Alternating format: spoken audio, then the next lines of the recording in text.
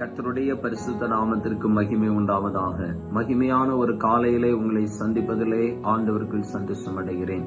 லேவியராகமம் 9வது அதிகாரம் 6வது வசனம் சொல்லுகிறது, அப்பொழுது மோசே, கர்த்தர் கட்டளையிட்ட இந்த காரியத்தை செய்யுங்கள், கர்த்தருடைய மகிமை உங்களுக்கு காணப்படும் என்றான். மோசே ஜனங்களை பார்த்து சொல்லுகிறான், கர்த்தர் கட்டளையிட்ட எல்லா காரியங்களையும் இந்த ஆசரிப்பு கூடாரத்துக்கு முன்பாக நீங்கள் செய்யும் போது கர்த்தருடைய மகிமையை நீங்கள் காண்பீர்கள் என்று சொல்லுகிறார். பிரியமான தேவ பிள்ளைகளே, இன்றைக்கு நாம் வாஞ்சிக்கிற ஒன்று, கர்த்தருடைய மகிமை நம்ம மேல வெளிப்பட வேண்டும் என்று சொல்லி நாம் விரும்புகிறோம்.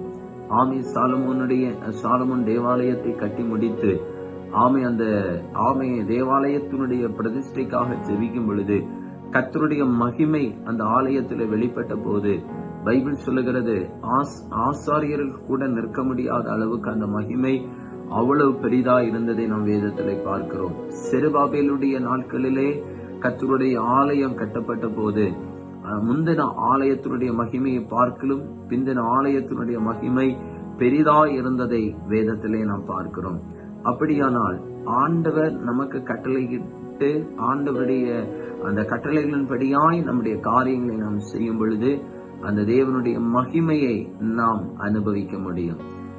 இன்றைக்கு கர்த்தருடைய மகிமை நீங்கள் பெற்றுக்கொள்ள விரும்புகிறீர்களானால், கர்த்தருடைய மகிமை உங்களுக்கு வேண்டுமானால், பிரியமான தேவ பிள்ளைகளே, சோதரன் கர்த்தர் உங்களுக்கு கட்டளையிட்ட ஒவ்வொரு காரியங்களையும் நீங்கள் செய்ய மறந்து விடாதீர்கள்.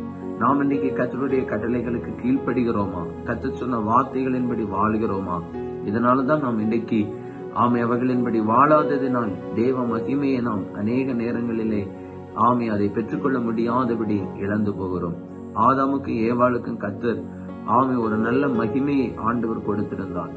ஆனால் பாவம் செய்த போது ஆண்டவருக்கு கீழ்ப்படியாதபடிக்கு ஆண்டவருடைய கட்டளையை அவர்கள் ஸ்தோத்திரம் கீழ்ப்படியாம போன போது அந்த மகிமையை இழந்து போனார்கள். ஆகவே இன்றைக்கு இந்த காலை வேளையில இந்த டிவோஷனல் வார்த்தை கேட்கிற கர்த்தருடைய பிள்ளையே, கர்த்தருடைய மகிமையை பெற்றுக்கொள்ளும்படியாய் ஆண்டவருடைய கட்டளைகளுக்கு கீழ்ப்படிங்க. கர்த்தர் தாமே உங்களை ஆசீர்வதிப்பாராக. செபிப்போமா. எங்களை அளவுக்கு அதிகமா நேசிக்கிற பரலோக பிதாவே, நல்ல வேலைக்காக நன்றி செலுத்துகிறோம்ப்பா. கர்த்தருடைய மகிமையை இந்த நாளில நாங்கள் பெற்றுக்கொள்ளும்படியாய் ஆண்டவரே, நாங்கள் உங்களுடைய கட்டளைகளுக்கு கீழ்ப்படிந்து வாழ கர்த்தர் எங்களுக்கு கிருபை செய்யுங்கப்பா.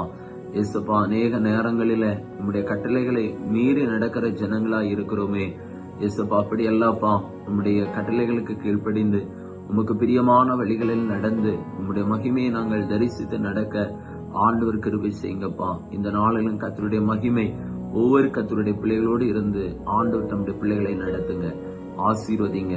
இயேசுவின் நாமத்தில் தந்து ஜெபிக்கிறோம் நல்ல பிதாவே.